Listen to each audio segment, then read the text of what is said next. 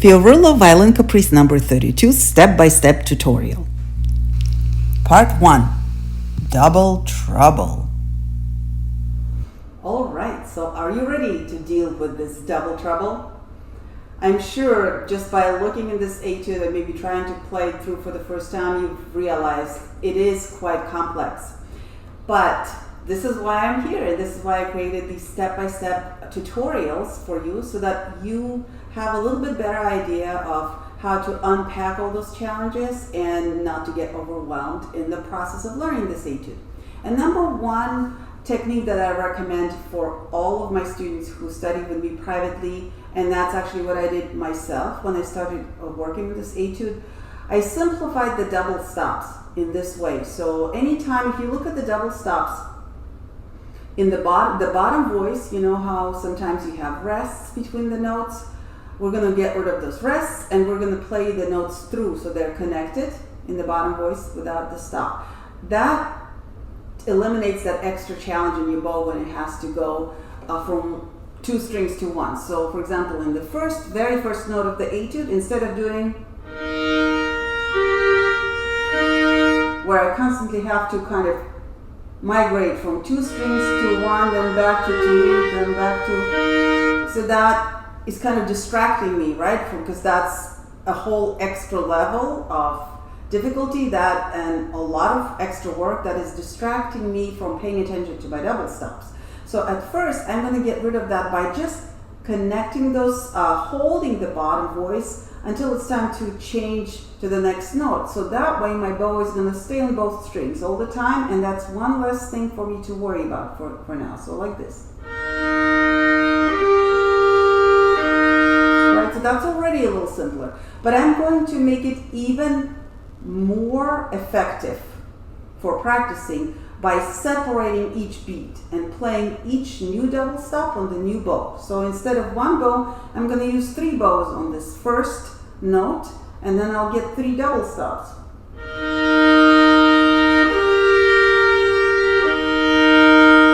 Right? So this is much simpler of a challenge, and when you don't have to think of all of those extra things that are happening in your bow arm, you're able to actually concentrate and tune your double stops. You're also able to think of what fingers to put down or lift and so forth. So this is a great way to divide and conquer these double stops in this etude. And so if I continue doing it like this, this is what my first 2 measures would sound like.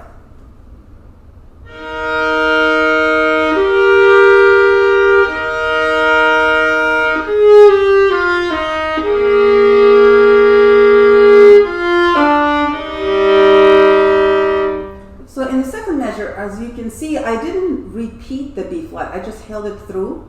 Again, because that way my bow is going to just stay on both strings and I don't have to be distracted from tuning my left hand, right? And then the last note, I just chose to hold the G all the way through, so I have more time to listen whether my E flat is in tune with my open G. And that's basically how I would simplify all of the double stops in this etude. Let's move, so the second, third measures pretty much the same. Now let's look down, move a little bit further, and let's look at this measure, right? Where you have that ascending scale, while your top voice is the same. So here, just to simplify it, all you do, you just separate each double stop. And so you play it with a separate bow.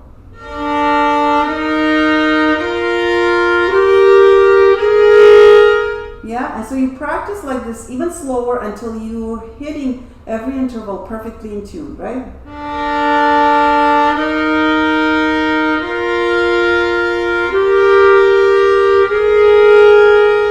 Right? So this is pretty much most of the cases of the different ways of the double stops that FIORILLO is using here, right? And I would say this is probably the most effective way to practice this etude. So for this for part 1 of this step-by-step tutorial, I would recommend your homework to be just going through the whole etude and finding these double stops and then simplifying them like this. Remember, you get rid of rests in the bottom voice wherever you can, so that you're only playing the double stop through without, changing the strings in your bow, because that way you can hear them much better. And then all you have to be concerned about is just your intonation. So focus on your intonation. Make sure that every double stop is very, very resonant and sounds very much in tune. So what it's going to do, apart from just obviously giving you lots of extra points for very good intonation, it will also make the sound very resonant, because anytime you play a double stop on the violin, and if it hits just the right intonation, if it's just right, it actually adds extra resonance to your instrument, to your sound. So it's going to make it sound much brighter. And here with this key of E flat major, you really need it, because you don't have a lot of notes that will resonate with your open strings, right? So most of your resonance is going to come from these very well-tuned double stops. Before I go, a couple of things that you can do to make your practice even more effective on top of this simplification technique that I just explained to you. You can also employ this stop and go technique, where you are going to prepare your fingers first and then move your bow. So like this. First, make sure you have both of the notes pressed. Stop, drop your finger, go. Stop, raise your finger, go. And so forth. Every time, especially before the double stop, I highly recommend to do that, because that will help you encourage the right sequence of events between your brain and your eyes, your brain, your ears, and your fingers. So basically what you want when you look at the music, you want, first of all, to turn on your brain. And by knowing, so your brain turns on by knowing what pitch you're going to play. Then immediately you should hear what that pitch would sound like, or what those pitches, what kind of melodies those pitches would make, or what kind of interval. And only after that you should follow up with your fingers. And then the bow comes last, right? So you want your eyes, brain, ears, fingers, and then bow. So your left hand is always ever so slightly getting ready right before the bow moves.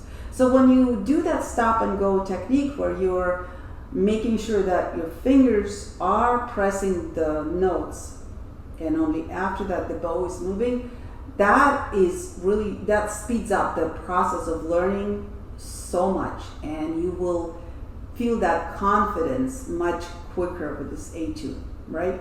And then one more, what I call broken double stop practice technique. So for example, it works really well, especially in cases where you have several double stops following each other. For example, like that, like in this particular measure. So you could practice it just separately, like I just showed you.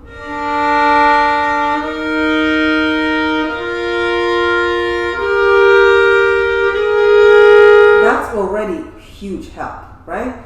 But if you feel like you're still not super happy with your intonation, and you really want to be more effective in tuning your double stops, sometimes it's harder to hear which note of a double stop is out of tune when you play them both together.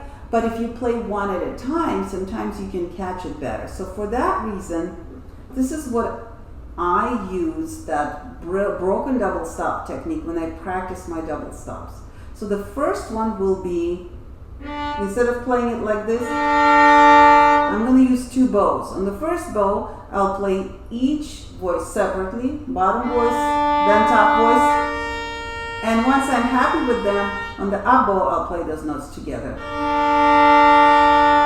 So next will be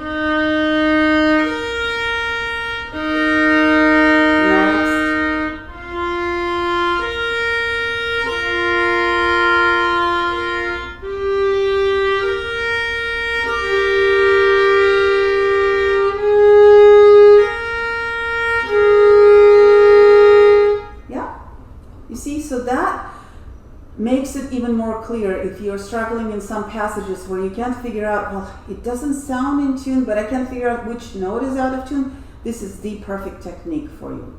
So this is it for the first chunk. I think that's a really good way to start the part one, to start learning and practicing this etude and to navigate all of the complexities of this etude. Of course, once you, so what I would like to encourage you to do until part two, again, to just get very, very comfortable playing through the whole etude like this. When you see this complicated bottom double stops where the bottom voice keeps changing, I would simplify it like this, and then my goal would be to make sure that by the end of the week or in a couple of weeks, I can play the etude very much in tune, right?